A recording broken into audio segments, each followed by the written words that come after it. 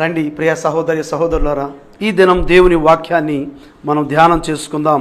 ఇర్మియా గ్రంథము 29వ అధ్యాయము 11, 12, 13 వచన భాగాలను చదువుకుందాం. నేను మిమ్మును గూర్చి ఉద్దేశించిన సంగతులను నేనెరుగుదును, రాబోవు కాలమందు మీకు నిరీక్షణ కలుగునట్లుగా అవి సమాధానకరమైన ఉద్దేశములే గాని హానికరమైనవి కావు. ఇదే యెహోవా వాక్కు. మీరు నాకు ప్రార్థన చేయుచు ఒత్తిరేని నేను మీ మనవి ఆలకింతును. మీరు నన్ను వెదకిన ఎడల, పూర్ణ మనస్సుతో నన్ను గూర్చి విచారణ చేయునెడల మీరు నన్ను కనుగొందురు. నన్ను నేను మీకు కనపరుచుకుందును. ఇదే యెహోవా వాక్కు. ప్రేమైనటువంటి సహోదరి సహోదరులారా, ప్రభు ఆయన తన వాక్కుల ద్వారా నీతో మాట్లాడుతూ ఉన్నాడు. నేను మిమ్మును గూర్చిన ఉద్దేశించిన సంగతులను నేను ఎరుగుదును, రాబోవు కాలమందు నీకు నిరీక్షణ కలుగునట్లుగా అవి సమాధానకరమైన ఉద్దేశములే గాని హానికరమైనవి కావు. ఇదే యెహోవా వాక్కు. ప్రభు మాట్లాడుతున్నాడు. నీ గురించి ఆయన ఒక గొప్ప ప్రణాళికను ఏర్పాటు చేసి ఉన్నాడు. అవి నీకు సమాధానకరమైనవి, క్షేమకరమైనవి, దీవెనకరమైనవి, ఆశీర్వాదకరమైనటువంటి సంగతులే కానీ నీకెంత మాత్రమును కీడును తలపెట్టేటువంటివి కావు. దేవుడు నీ పట్ల, నా పట్ల, మనందరి పట్ల ఆయన గొప్ప ప్రణాళిక వేశాడు. ఆయన ప్రేమైనటువంటి దేవుని బిడ్డలారా, దేవుడు తన లేఖనాలతో మాట్లాడుతున్నాడు. I know the plans I have for you, plans to prosper you and not harm you, plans to give a hope and A future. ప్రభువు నీ గురించి క్షేమకరమైనటువంటి, నీవు దీవెనకరంగా ఉండడానికి ఏర్పాటు చేసినటువంటి ప్రణాళికలు ఆయన దగ్గర ఉంటూ ఉన్నాయి. నీవైతే ప్రియ సహోదరి సహోదరుడా, నువ్వు ఆలోచన చేసుకుంటూ ఉన్నావు, దిగులు పడుతూ ఉన్నావు, వేసారిపోతూ ఉన్నావు, అర్థం కాని పరిస్థితుల్లో ఉన్నావు. ప్రభువు ఆయన విడిచిపెట్టేటువంటి దేవుడు కాదు. ఆయన నిన్ను గురించి ఆలోచన చేస్తూ ఉన్నాడు. నీ చింత యావత్తు ఆయన మీద వేయి. 139వ కీర్తన భాగంలో 16, 17 వచనం మనం చూసినట్లయితే దావీదు మహాభక్తుడు అంటూ ఉన్నాడు, దేవా, నేను నా తల్లి గర్భంలో పిండముగా ఉండినప్పుడే నీవు నన్ను చూశావు. నీవు నియమించిన దినములలో ఒక్కటైనను కాక మునుపే అవన్నీ నీ గ్రంథంలో నన్ను గూర్చి లిఖించావు అంటూ ఉన్నాడు. ప్రభువా, నీవు నా పట్ల ఉద్దేశించిన సంగతులు ఎంత ప్రియమైనవి, ఎంత గొప్పవి ప్రభువా. ఒకవేళ వాటి మొత్తాన్ని నేను లెక్కించదనుకుంటే అవి ఇసుక కంటే ఎక్కువగా ఉన్నాయి, లెక్కించలేనంతగా ఉన్నాయి. అంత గొప్ప ఆశీర్వాదములు, అంత గొప్ప ఉద్దేశాలు మన పట్ల దేవుడు ఏర్పాటు చేసి ఉన్నాడు. ప్రియ సహోదరి సహోదరుడా, నీవు దేనిని గురించి భయపడిన అవసరం లేదు, దేనిని గురించి ఆలోచించిన అవసరం లేదు. నీవైతే నీ కంటికి అవపడే వాటిని గురించి నీ ఆలోచన ప్రకారంగా చూసి, నీకు జరిగిన దాన్ని బట్టి, నీ కంటికి అవపడే దాన్ని బట్టి, నువ్వు వెళ్ళే శ్రమలలో, కష్టాలు, బాధలను బట్టి నీవు ఇప్పుడు అలా మాట్లాడుతున్నావు. అదృశ్యుడైన దేవుడు తన వాక్కు ద్వారా నీతో మాట్లాడుతున్నాడు. ఆయన నిన్ను చూస్తూ ఉన్నాడు. ఇప్పుడు కాదండి, తల్లి గర్భంలో పిండముగా ఏర్పడక మునుపు, అప్పటి నుండి తల్లి ఒడిలో కూర్చుని మొదలుకొని నేటి వరకు కూడా ప్రియ సహోదరి సహోదరుడా, ఆయన నిన్ను చూస్తూ ఉన్నాడు, నిన్ను గమనిస్తూ ఉన్నాడు, నీకు సహాయం చేస్తూ ఉన్నాడు, నిన్ను ప్రేమిస్తూ ఉన్నాడు, అనేక రీతులుగా నీకు సహాయం చేసి నడిపిస్తూ ఉన్నాడు. నీ పట్ల గొప్ప ప్రణాళిక వేసి ఉన్నాడు. నువ్వు దాని గురించి దిగులు పడవద్దు, భయపడవద్దు, కలవరం చెందవద్దు.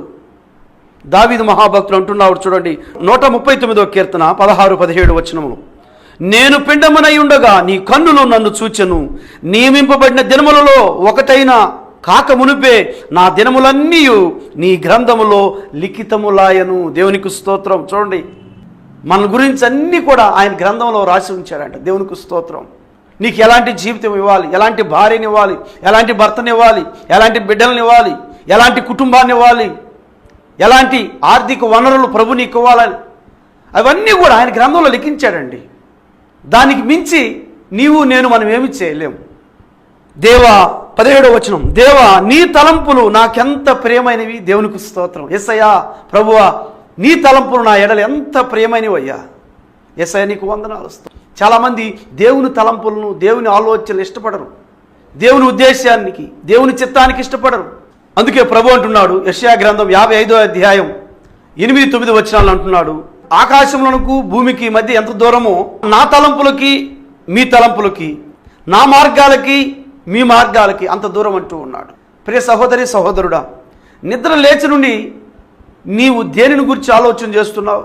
నీ వ్యాపారం గురించి, నీ కుటుంబాన్ని గురించి, నీ సంపాదన గురించి, నీ ఆర్థికపరమైన లావాదేవీల గురించి, నేను ఎంత సంపాదిస్తామా, నా భవిష్యత్తు ఏం చేద్దామా? మంచిదే, నేను కాదంటూ లేదు. కానీ నిన్ను సృజించినటువంటి నీ దేవుని గురించి నువ్వు ఆలోచన చేస్తున్నావా? ప్రార్థన చేస్తున్నావా? ప్రభువును స్తుతిస్తున్నావా? క్రమంగా దేవుని సన్నిధికి వెళ్తున్నావా? దైవ సేవకునికి లోబడుతున్నావా? వాక్య క్రమానికి లోబడుతున్నావా? సంఘ క్రమానికి లోబడుతున్నావా? ప్రియ సహోదరి సహోదరుడా, ప్రభువు దినాన్నితో మాట్లాడుతున్నాడు. నీ ఎదుట ఉన్న ఎన్ని సమస్యలైనా, అవి ఏమైనా సరే, నీవు భయపడవద్దు, నువ్వు దిగులు పడవద్దు, వేసారిపోవద్దు. ప్రభువు నీ ఎడల గొప్ప తలంపులు కలిగి ఉన్నాడు, గొప్ప ఉద్దేశాలు కలిగి ఉన్నాడు. For I know the plans I have for you declares the Lord. ప్రభు చెప్తున్నాడు, నేను నీ ఎడల, నీ గురించి కొన్ని ఉద్దేశాలు, కొన్ని ప్రణాళికలు కలిగి ఉన్నాడు. Plans to prosper you, not harm you. ఆయన ఉద్దేశాలు, ఆయన ప్రణాళికలు అంట ప్రాస్పర్, నిన్ను అభివృద్ధి పరిచేటువంటివి, నిన్ను ఆశీర్వదించేటువంటివి. Some other verse you can see that thoughts of peace, place for welfare. దేవుడు నీ క్షేమం గురించి, నువ్వు ఆశీర్వాదకరంగా జీవించుటకు గాను ప్రభువు ఆయన ప్రణాళికలు సిద్ధపరిచినది నీవు అభివృద్ధి పరచబడ్డానికి, నీవు దీవించబడ్డానికి, నువ్వు దీవెనకరంగా ఉండడానికి. కీడుకు వారసులుగా ఉండడానికి పిలువబడలేదు నీవు నేను. శాపాలకు వారసులుగా ఉండడానికి పిలువబడలేదు. ప్రియ సహోదరి సహోదరుడా, ప్రభు నిన్ను నన్ను పిలిచింది ఆశీర్వాదాలకు వారసులకు పిలిచాడు. దేవునికి స్తోత్రం. ఆయన నీ ఎడల గొప్ప ప్రణాళిక కలిగి ఉన్నాడు. నువ్వు చింతించొద్దు. వ్యాపారం నష్టం వచ్చిందని, కుటుంబంలో గలిబిలి అయిందని, నా జీవితం ఇంతేనని, నేను అప్పులైపోయానని, నాకున్న అప్పులు, ఎలాంటి అప్పుల సమస్య ఇంకెవరకు రాకూడదని, నా జబ్బుతో నేను ఇట్లా బాధపడుతున్నాను, నువ్వు బాధపడవద్దు. ప్రభు నిన్ను చూస్తున్నాడు, ప్రభు నిన్ను గమనిస్తూ ఉన్నాడు, ప్రభు నీకు సహాయం చేసేటువంటి వాడు. పిరికితనం గల ఆత్మ ప్రభు మనకి ఇవ్వలేదండి.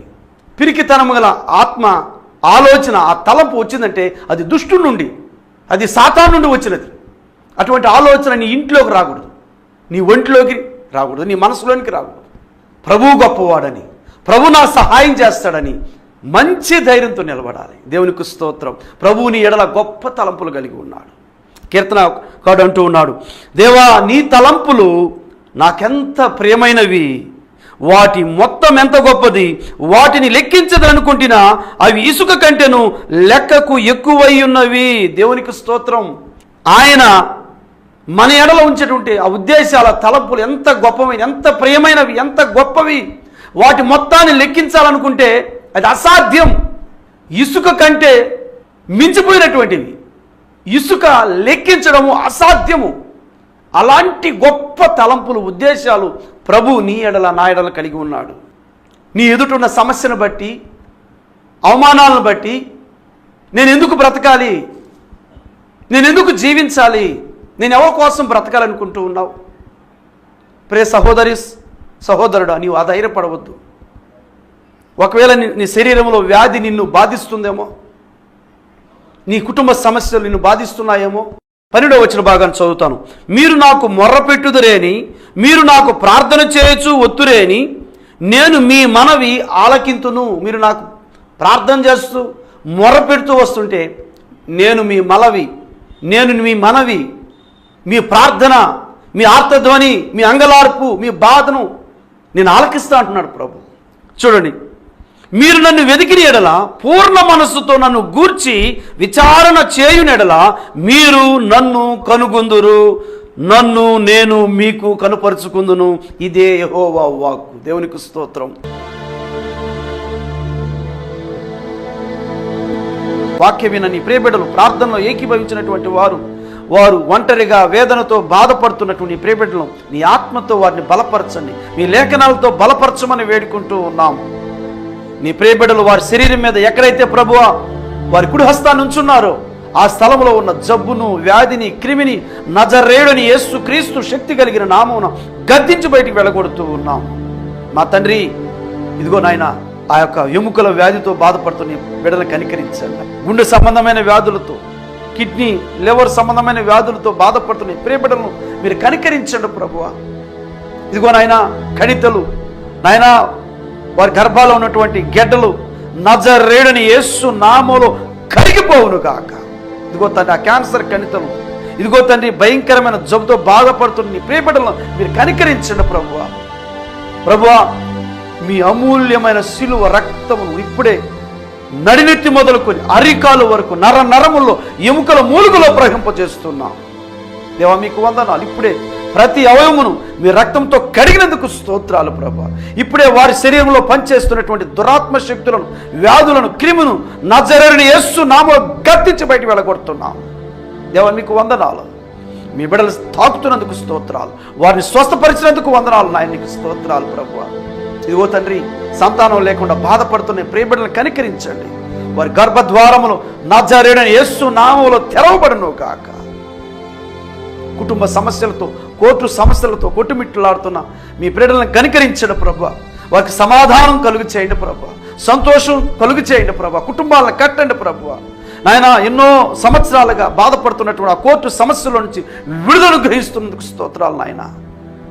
ప్రభువా, నీకు వందనములు చెల్లించుకుంటూ ఉన్నా నాయన. జాబ్స్ కోసం, వివాహాల కోసం ఎదురు చూస్తున్నటువంటి నీ ప్రియ బిడ్డలను కనికరించండి.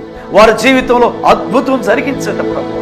నాయన, ఇదిగో తన ప్రమోషన్ కోసం ఎదురు చూస్తున్న బిడ్డలను కనికరించండి నాయన. వారు దీవించి ఆశీర్వదిస్తూ ఉన్నాం ప్రభు, నీకు స్తోత్రాలు. దేవా, నీకు వందనములు చెల్లించుకుంటూ ఉన్నాం. పరిశుద్ధాత్మ దేవా, నీకు వందనాలయ్యా.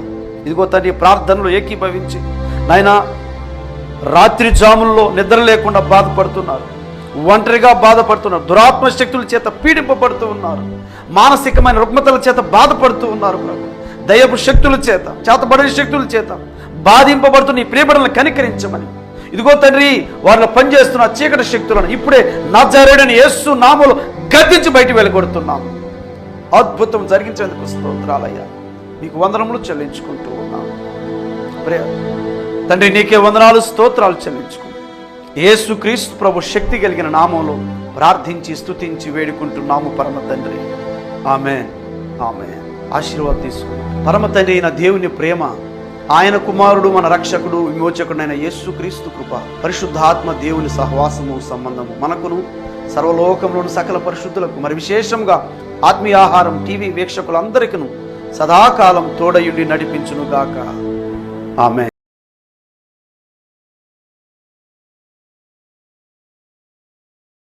అందరికి వందనాలు. నా పేరు యశ్వంత్, మా అమ్మగారు రత్నమ్మ.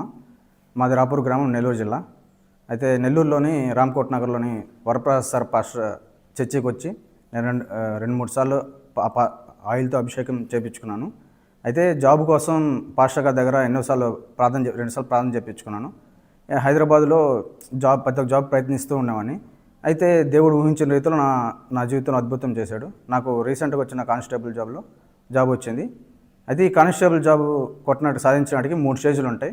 ప్రతి ఒక్క స్టేజ్లో నేను వరప్రసాద్ సార్ గారి ఫోన్ చేయించి వరప్రసాద్ సార్ చేత ప్రార్థన చేయించుకుంటున్నాను. ఈ ప్రార్థన నేను ప్రతి స్టేజ్లో సక్సెస్ అయ్యే విధంగా చేసి 3 స్టేజ్లు సక్సెస్ అయ్యి అలాగే జాబ్ కూడా నాకు వచ్చింది. నా కోసం, మా కుటుంబం కోసం ప్రార్థన చేసిన వరప్రసాద్ సార్కి వందనాలు తెలుపుతూ దేవుని నామానికి మహిమ కలుగును గాక. మాది గండవరము. నా పేరు శారమ్మ. మేము టీవీలో వరప్రసాదయ్య గారు ప్రార్థన వింటూ ఉంటాం ప్రతిరోజు. జ్వరం వచ్చింది ఫస్ట్. జ్వరం ద్వారా తీసుకొచ్చి అడ్మిట్ చేశారు. బాగలేకుండా వచ్చేసింది, ప్రాణం పోయే స్థితిలో వచ్చేసింది, పలసబడిపోయేసింది. ఇంకా బతకదామే, తీసుకోపోండి, ఇంకా మాకు ఆమె పరిస్థితి క్రిటికల్గా ఉంది అని చెప్పలేకే మా పిల్లలు అందరూ ఏమంటే ఇంకా ఏడుచుకుంటా బయటకు వచ్చేసారు. ఇంకా ఫోటోలు తీసి ఇంకా అందరికి పెట్టేశారంట, సారకు గడ పెట్టారంట. సార్ అవి చూసి, వరప్రసాద్ సార్ గారు చూసి ఆమెనేమంటే నాకు ఫోన్ చేశాడు. నాకు ప్రాణం పోయింది, అసలు ఏం లేదు, నురుగు వచ్చేసిందంట, నోటి గుండా పలసబడిపోయింది అని అంటే అప్పుడు సార్ ఫోన్ చేస్తా ఉన్నాడంట. ఈ ఫోన్ 4 సార్లు సార్ ఫోన్ చేసి ఎత్తుంటే నాకు ఫస్ట్లోనే తెలిసిండేది. చెవుకాడ పెట్టు ఫోను అని చెప్పాడంట వరప్రసాద్ గారు. ఆమె పెట్టిన తర్వాత అప్పుడు నాకు చెవుకాడ పెట్టాడు ఫోను. అప్పుడు నాకు అసలు ఏందో ఎక్కడో వినొస్తా ఉంది. ఆ మాట అంటే సార్ ప్రార్థన చేసే మాట వినొస్తుంది. అంటే ప్రార్థన చేస్తూ ఉంటే అప్పుడు నాకు మెలకు వచ్చేసింది. వచ్చిన వెంటనే నేను లేచేసిన పైకి లేచేసి చచ్చిపోయి నమ్మి లేచేసిందని మళ్ళీ పోయి మా వాళ్ళకి పిల్లలకి అందరికి చెప్పాడు. మా ఆయన చెప్పి బయటకు వచ్చారు. అమ్మన ఇట్ట సంగతే వరప్రసాద్ సార్ గారు ప్రార్థన చేశాడు. ఆ ఫోన్ తీసుకోపోయి నేను చెవిలో పెట్టాను, ఇన్నింది, ఇన్న తర్వాత ప్రాణం వచ్చింది అని చెప్పాను. అన్న తర్వాత అప్పుడేమంటే నేను బతికినాను. ప్రార్థన చేసిన వరప్రసాద్ అయ్య గారికి వందనాలు.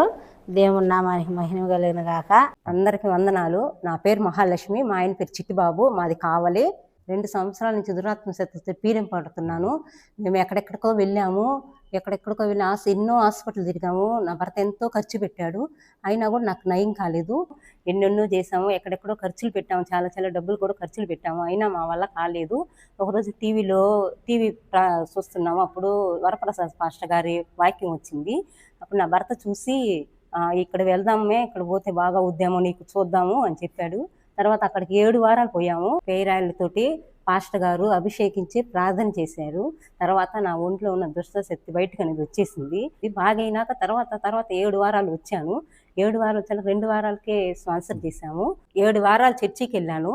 7 వారాలు చర్చికి వెళ్ళాక సారు అభిషేకంతో నాకు తల మీద పేరాయిలు వేసి ప్రార్థన చేశాడు. చేశాక నాకు 2 వారాలకి స్వస్థత వచ్చింది. యేసయ్య విడుదల ఇచ్చాడు, నన్ను దురాత్మ శక్తి నుంచి విడిపించాడు. యేసయ్యకి నా నిండు వందనాలు.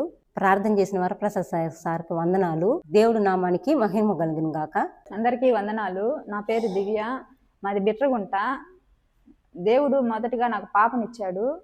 సెకండ్ టైము బాబు కోసం నేను పాస్టర్ దగ్గరికి, వరప్రసాద్ అయ్య పాస్టర్ దగ్గరికి వచ్చాను. పాస్టర్ గారు ప్రేయర్ ఆయిల్తో నాకు ప్రార్థన చేశాడు. అయ్యగారు ప్రార్థించిన తర్వాత నాకు దేవుడు చక్కటి కుమారుని అనుగ్రహించాడు. ప్రార్థించిన వరప్రసాద్ అయ్య గారికి నా నిండు వందనాలు. దేవుడి నామానికి మహిమ కలుగును గాక. అందరికీ వందనాలు. నా పేరు జాన్ మార్కు, టీబీగూడెం మండలం, మాచర్లవారిపాలెం మాది, నెల్లూరు జిల్లా. ఈ మా యొక్క కుమారుడు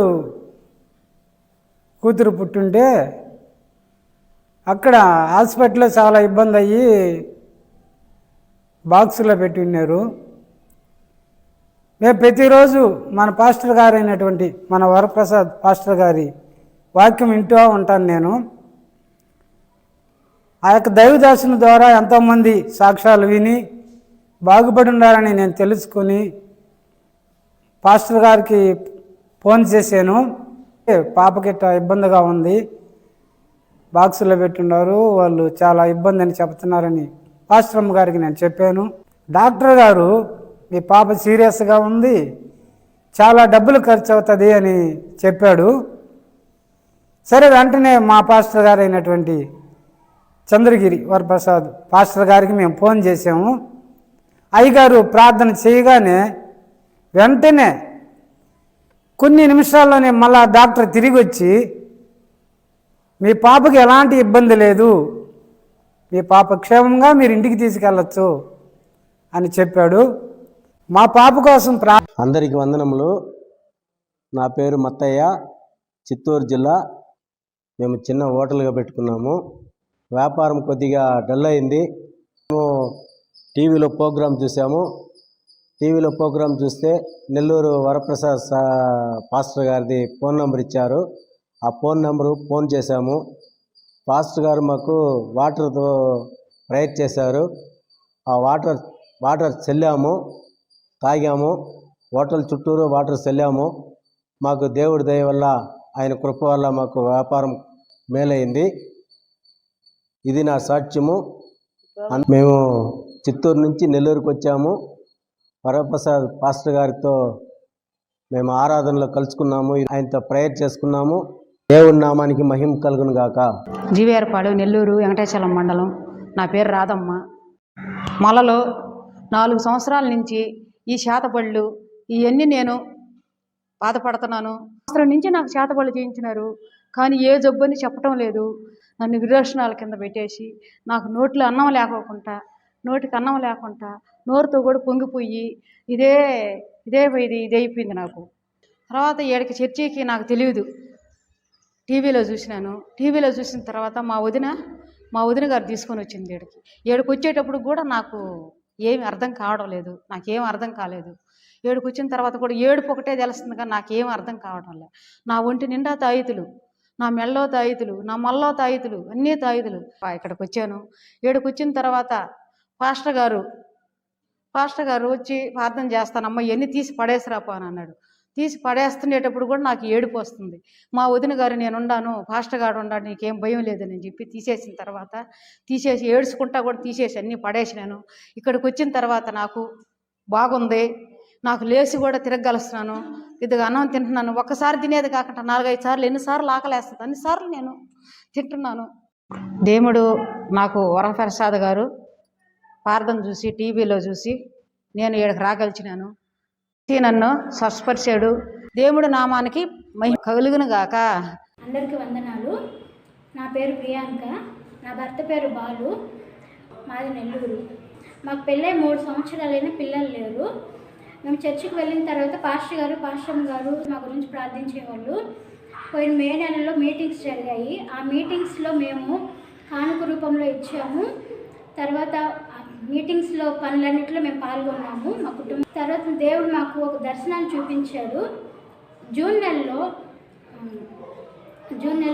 మాకు దేవుడు ఏదో పాస్టర్ గారి ద్వారా పేపర్స్ ఇస్తున్నట్టుగా దర్శనాన్ని చూపించారు. ఆ దర్శనాన్ని నేను పాస్టర్ గారికి తెలియజేస్తే మీకు మగపిల్లాడు పుడతాడు, దేవుడు పిల్లలు ఇస్తున్నట్టుగా మీకు దర్శనాన్ని ఇచ్చాడు అని చెప్పారు. అప్పుడు పాస్టర్ గారు చెప్పిన 1 వారం తర్వాత నాకు గర్భం నిలబడింది. ఇప్పుడు నాకు మగపిల్లాడు. దేవుడు ఈ చిన్న సాక్ష్యాన్ని దీవించును గాక. మా గురించి ప్రార్థించిన పాస్టర్ గారికి, పాస్టర్ అమ్మకి నా వందనాలు. దేవుని నామానికి మహిమ కలుగును గాక. దేవుని నామానికి వందనాలు. వరప్రసాద్ పాస్టర్ గారికి వందనాలు. నా పేరు వెంకయ్య, మా ఊరు కనబర్తిపాడు, నెల్లూరు జిల్లా, నెల్లూరు రూరల్ మండలము. మా అబ్బాయి పెద్ద అబ్బాయి పృథ్వీరాజు నా ఇంటర్మీడియట్ జూనియర్ చదువుతున్నాడు. ఆ అబ్బాయికి 2 సంవత్సరాల నుంచి ఈ వెనకాల మచ్చ వచ్చింది. ఆ మచ్చ ఏంటంటే హాస్పిటల్కి పోతే పోలేదు. ఒకసారి మేము టీవీ చూస్తుండగా వరప్రసాద్ గారు ప్రార్థన చేస్తున్నాడు. ఆ ప్రార్థనలో మేము ఏకీభవించాము. అప్పుడు ఆయన ఫోన్ చేసాము, సార్ ఇట్లా ఉందని. ఫస్ట్ చర్చికి రమ్మన్నాడు. ఫస్ట్ వారం వచ్చాము. ప్రేరాలు ఇచ్చి ప్రార్థన చేసి ఆ మచ్చకి పూసాడు.